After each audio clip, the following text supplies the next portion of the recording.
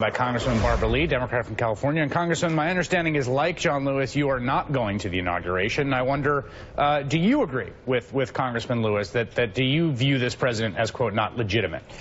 Hi, Chris. Well, let me just say, first of all, I believe in the peaceful transfer of power in the office of the presidency. But when you look at the flawed process and Russian interference in our election, and when you look at what has taken place in terms of our democratic ideals, our processes, you know, I have to applaud Congressman John Lewis, because once John Lewis says, you know, they are flawed or illegitimate, the elections were illegitimate, or this is an illegitimate president, people have to really pause and really think about this, because Congressman Lewis is a moral leader, he's a civil and human rights icon, and he did not make this decision lightly. And so I think the facts need to be laid out. We have a bipartisan commission legislation led by Congressman Swalwell and Cummins to really set up a commission to investigate this. And so when you look at what has taken place, you know, I have to just say John Lewis is right on target, you know, in terms of how this president was elected and the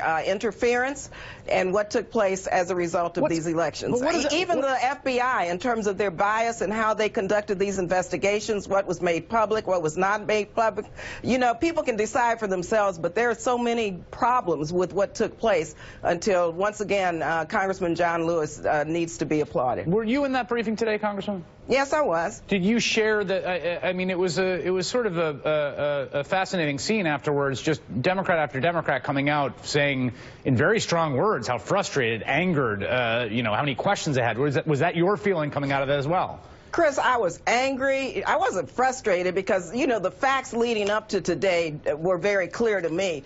But, you know, when you are in a classified brief, and of course we can't disclose what we learned, but my reaction was one of anger. I was very, I would say, upset with the fact that the American people need to have the facts made public.